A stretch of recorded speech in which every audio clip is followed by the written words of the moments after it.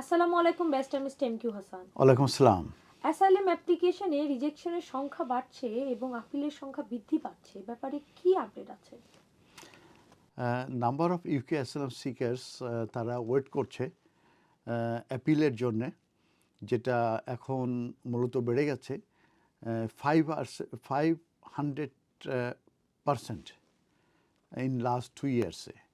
এবং refugee council তারা analysis করেছে এবং মিনিস্ট্রি অফ জাস্টিস থেকে যে স্ট্যাটিস্টিক দেওয়া হয়েছে, ফিগার রিলিজ করা হয়েছে, তো সেখানে দেখা যাচ্ছে 41,989 কেসেস যেটা in backlog of tribunal court, মানে 41,000-এর বেশি অ্যাপিল মূলত ব্যাকলগে পড়ে গেছে এবং ট্রাইব্যুনাল কোর্টে পেন্ডিং আছে।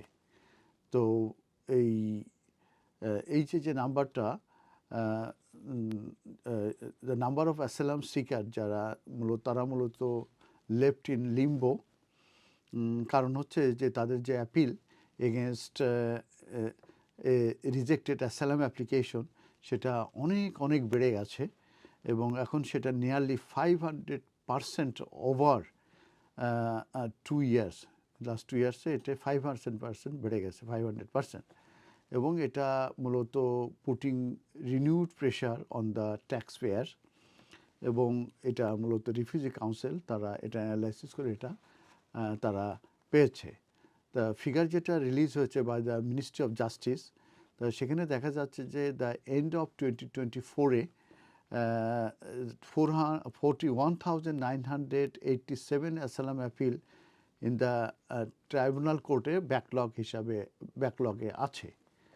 এটা মূলত বেড়েছে 7,173 at the start of 2023-তে।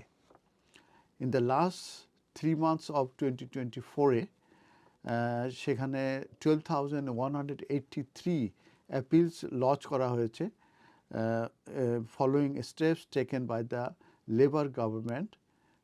এবং এটার কারণ হচ্ছে to start asylum decision making when it arrived in office. তাদের অফিসে মূলত কোনো অ্যাসাইলাম কেস আসলেই সেটার উপরে তারা ডিসিশন নেবে।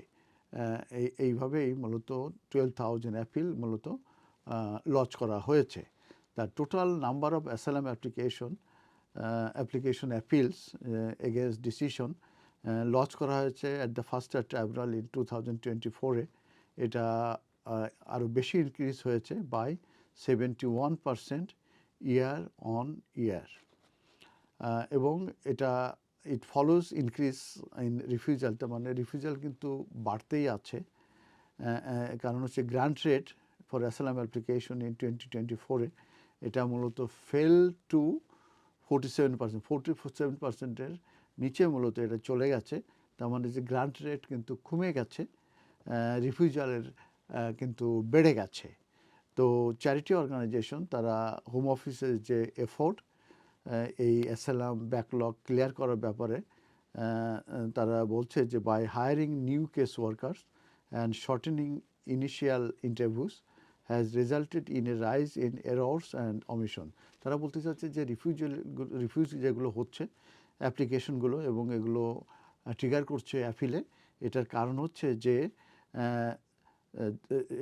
হচ্ছে যে নিউ কেস ওয়ার্কার তারা হায়ার করছে এবং তারা ইন্টারভিউ টাইম এটা কমিয়ে আনছে এবং এর কারণে মূলত এই এরর এবং অমিশন হচ্ছে এবং অ্যাসাইলাম অ্যাপ্লিকেশনগুলো রিফিউজ হচ্ছে।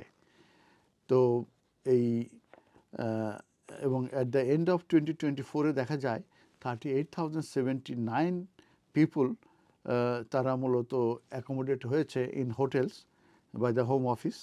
এটা অফিসিয়াল তারা বলতে চাচ্ছে। তার রিফিউজি কাউন্সিল তারা এস্টিমেট করেছে if those members were to remain the same throughout 2024, মানে 2024-এ যদি তারা হোটেলে থাকে ওই পরিমাণ 38,079 পিপল, সেক্ষেত্রে দেখা যাচ্ছে যে অ্যানুয়াল কস্ট মূলত could rich nearly 1.5 billion pound মূলত এটা বেশি। এবং এটার কারণ হিসাবে ব্লেম করা হচ্ছে ঋষি সুনাকের সময়কালীনে মূলত এই অ্যাপিলগুলো বেশি মূলত ট্রিগার করেছে। এবং এটা কারণ হিসাবে বলেছে যে ঋষি সুনাক বলেছিল যে 90,000 যে অ্যাসাইলাম ক্লেম আছে এগুলো মূলত এন্ড অফ 2023-তে তাদেরকে ডিসিশন নিতে হবে এবং এবং বলেছিল যে ইন্টারভিউর যে লিমিট এটা 2 ঘন্টা বেশি হতে পারবে না, 2 ঘন্টার ভিতরে ইন্টারভিউ নিয়ে মূলত ডিসিশন নিতে হবে। তো যে কারণে এই যে রিফিউজাল বেশি হয়েছে এবং সেটা মূলত কনজারভেটিভ গভর্নমেন্টের যে একটি আইন এসেছিল সেটা হচ্ছে ন্যাশনালিটি অ্যান্ড বর্ডার অ্যাক্ট 2022, এটা আসার পরেই মূলত অ্যাসাইলাম অ্যাপ্লিকেশনগুলো রিফিউজ বেশি হয়েছে এবং অ্যাপিল ট্রিগার করেছে বেশি।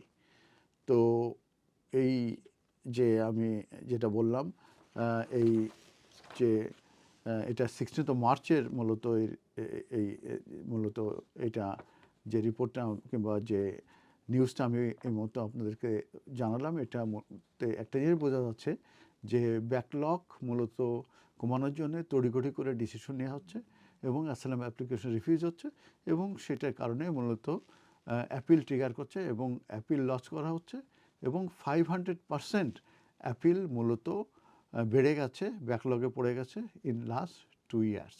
ধন্যবাদ।